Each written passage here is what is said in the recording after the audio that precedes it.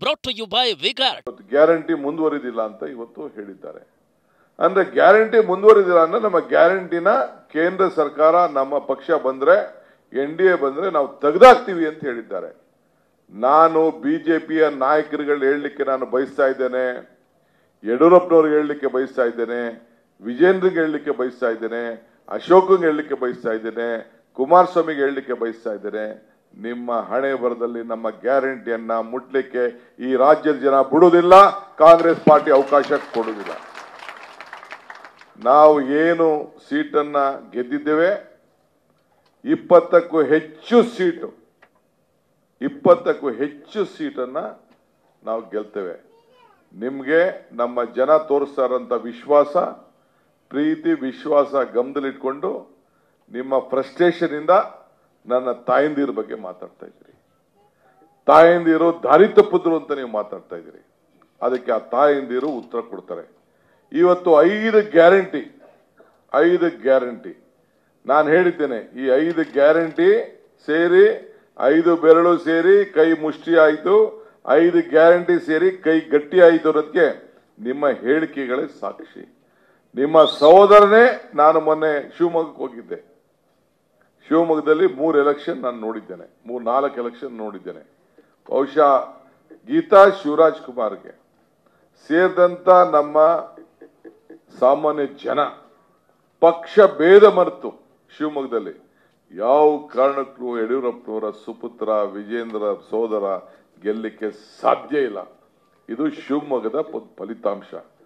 ನಮ್ಮ ಗೀತಾ ಶಿವರಾಜ್ ಕುಮಾರ್ ಅವರು ಖಂಡಿತ ಅಲ್ಲೂ ಕೂಡ ಶಿವಮೊಗ್ಗದಲ್ಲೂ ಕೂಡ ಗೆದ್ದೇ ಗೆಲ್ತಾರೆ. ಇದನ್ನ ತಾವು ಗಮನದಲ್ಲಿ ಇಟ್ಕೊಳ್ಬೇಕು. ಇವತ್ತು ಕರಡಿ ಸಂಗಣ್ಣವರು ಇಲ್ಲಿಗೆ ಬಂದಿದ್ದಾರೆ. ಕರಡಿ ಸಂಗಣ್ಣವರು ನಮ್ಮ ಸೌದಿಯವರು ಹೇಳ್ತಾ ಇದ್ರು, ಆಗ ನಾನೇ ಸೇರಿಸಿದ್ದೆ ಬಿಜೆಪಿಗೆ ದಳದಿದ್ದ ಅಂತ. ಈಗ ಅವರು ಎಲ್ಲ ನಮ್ಮ ಮುಖಂಡಗಳೆಲ್ಲ ಕೂತ್ಕೊಂಡು ಚರ್ಚೆ ಮಾಡಿ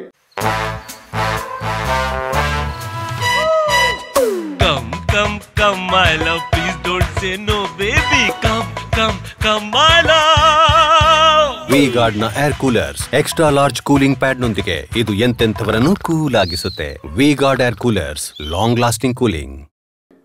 ಬಹಳ ಸರಳ ಸಜ್ಜೆ. ಹಾಲಿ ಸಂಸತ್ ಸದಸ್ಯರು ಅವರು ನಿನ್ನೆ ಬಿಜೆಪಿಗೆ ಸಂಸತ್ ಸದಸ್ಯರಿಗೆ ಫ್ಯಾಕ್ಸ್ ಕಳಿಸಿ ತನ್ನ ರಾಜೀನಾಮೆಯನ್ನ ಕಳಿಸಿಕೊಟ್ಟಿದ್ದಾರೆ.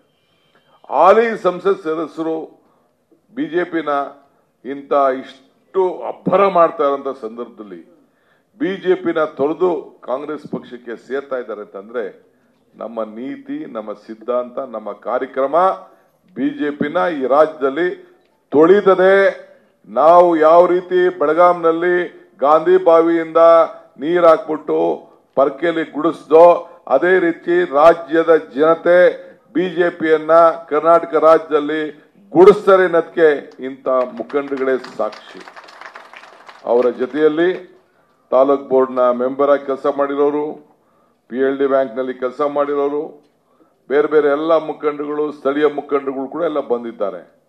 ಇವರು ಕೂಡ ಹಿಂದೆ PLD ಬ್ಯಾಂಕ್ ಅಧ್ಯಕ್ಷರಾಗಿ MLA ಕೊಪ್ಪಳದಿಂದ ಇಂಡಿಪೆಂಡೆಂಟ್ ಆಗಿ ಇದ್ಕೊಂಡು JDU-ನಿಂದ 99ರಲ್ಲಿ ನಾವು ಬೈ ಎಲೆಕ್ಷನ್ಗೆಲ್ಲ ನಾವೆಲ್ಲ ಹೋಗಿದ್ದು. ಅವ್ರ ಎಲೆಕ್ಷನ್ ಬೈ ಎಲೆಕ್ಷನ್ ಎಲ್ಲ ಹೋಗಿದ್ದು. ಬಿಜೆಪಿಲಿ ಸೇರ್ಕೊಂಡು ಬೈ ಎಲೆಕ್ಷನ್ ಅಲ್ಲಿ ಅವ್ರು ಗೆದ್ದಿದ್ರು. ತಿರ್ಗಾ ಕೊಪ್ಪಳ 2 ಬಾರಿ 14 ಪ್ಲಸ್ 19ರಲ್ಲಿ ಅವರು ಸಂಸತ್ಗೆ ಸದಸ್ಯರಾಗಿ ದೊಡ್ಡ ಮೊತ್ತದಿಂದ ಆಯ್ಕೆಯಾಗಿದ್ದರು.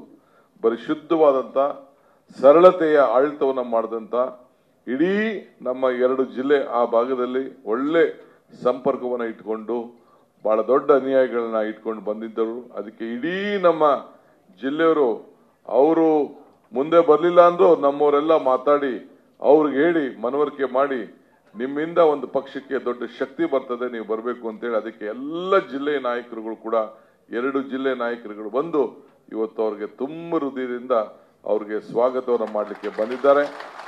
ಅವರಿಗೆ ನಾನು ಪಕ್ಷದ ಪರವಾಗಿ ನಾನು ಅವರಿಗೆ ಸ್ವಾಗತ ಮಾಡ್ತೇನೆ. Brought to you by Vigard.